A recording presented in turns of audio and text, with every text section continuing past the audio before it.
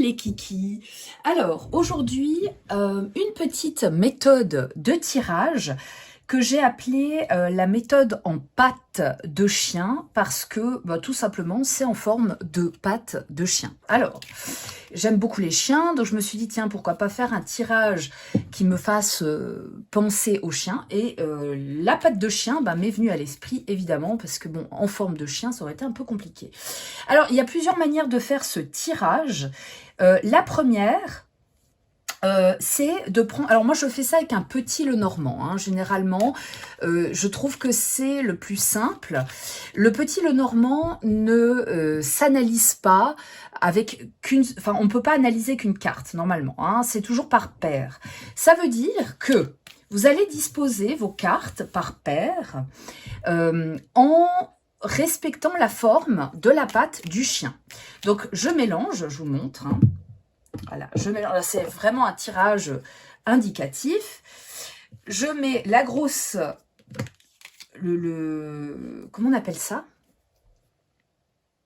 Le coussinet, voilà, il y a 5 coussinets chez les chiens, normalement, si je ne me trompe pas. Mais j'ai souvent fait ce tirage, donc normalement, ça devrait être juste.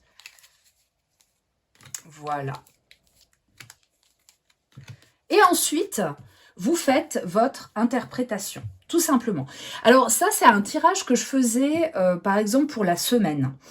Et voilà, ça fonctionnait assez bien. Donc après, voilà, le premier coussinet, là, on voit qu'il y a quand même une chance qui... Enfin, quelques petites contrariétés hein, sur votre petit bonheur quotidien, enfin, etc., etc. Donc ça, c'est la première manière de faire en toute liberté. On met les 5 coussinets toujours avec, si vous prenez un petit Lenormand par paire de deux, hein, de 2 cartes. Après, si vous voulez faire avec un tarot et mettre une carte, voilà, vous êtes absolument libre. Donc ça, c'est pour la première méthode.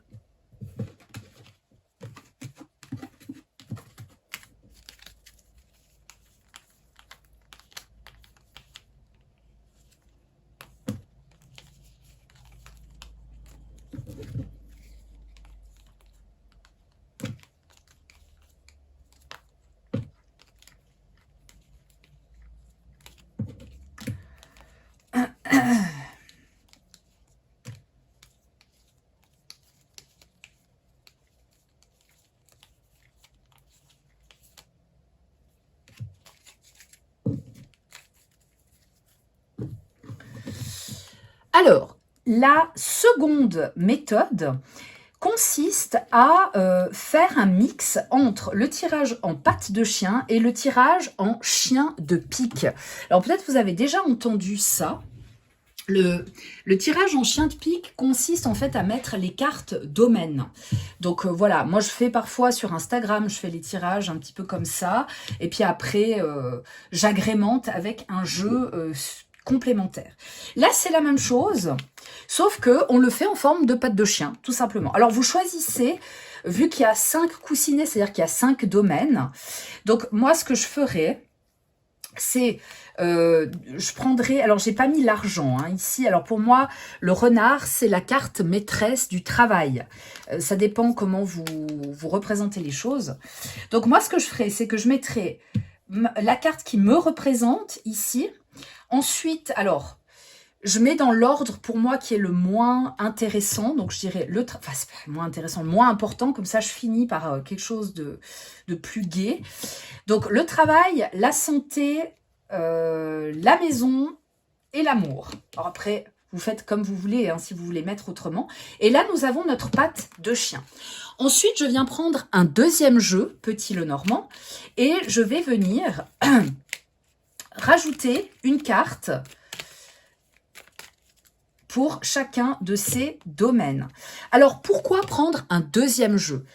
Tout simplement parce que quand vous sortez vos cartes maîtresses, ces cartes-là ne vont pas réapparaître.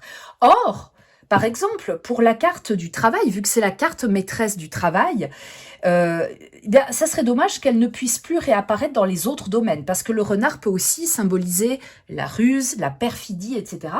Donc, ça serait bien de les avoir toutes toutes à disposition. D'où l'importance d'utiliser 2 jeux. Alors après, ça peut se faire qu'avec le petit Lenormand ou avec un jeu de cartomancie. Alors il y a d'autres jeux, effectivement plus modernes, où vous pouvez mettre des cartes maîtresses, mais j'ai l'impression que ça a plus de sens avec le petit Lenormand, parce que les jeux actuels, les oracles actuels sont quand même... Il y a beaucoup de cartes, Avec le petit Lenormand, on est très synthétique, d'où l'importance d'avoir vraiment 2 jeux.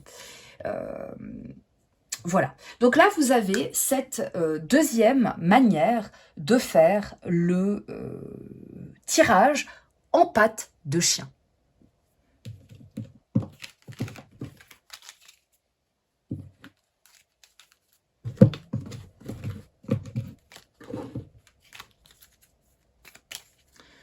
Troisième méthode. Alors, la troisième méthode, c'est un mix des deux. En fait, elle consiste à attribuer à chaque coussinet un domaine. Alors, par exemple, moi, j'avais commencé comme ça. J'avais commencé par donner à chaque coussinet un domaine. Par exemple, le travail, la famille, l'amour, la maison, non, le travail, l'argent, enfin peu importe, et moi, la vie intérieure. En tant que consultant, voilà votre état d'esprit pour la semaine. Alors, ce troisième tirage, moi, je suis moins convaincue parce que tout d'un coup, vous avez une carte maîtresse qui apparaît là et vous vous dites « Ah, mais dans le cadre du travail, ça pourrait être pas mal. » Je regarde juste, hein, mais est-ce qu'il y a une carte maîtresse? Non. Ah si, l'argent. Alors, admettons, ici, je fais le coussinet de l'argent. Or, l'argent apparaît après. Alors, ça peut ne pas être ça. Hein. Évidemment, l'ours, il peut représenter une personne imposante, un patron, etc. Donc, on peut toujours adapter, bien sûr. Mais moi, parfois, je me disais, ça irait bien pour le domaine de l'argent. Ça, je le ressentirais plus pour ça, etc. Donc, j'ai laissé tomber et j'ai vraiment fait la première méthode parce que celle-ci me paraissait un peu moyenne. Voilà. Donc, si vous êtes amené à faire ce tirage en pattes de chien, n'hésitez pas à me dire ce que vous en pensez et surtout, quelle est la méthode que vous préférez. Est-ce que c'est la première méthode, liberté totale, la deuxième qui fait le mix entre la patte de chien et le chien de pique, ou est-ce que c'est la dernière qui vise à déterminer l'emplacement des domaines? Voilà, je vous fais un gros bisou et je vous souhaite une belle journée. Bye bye!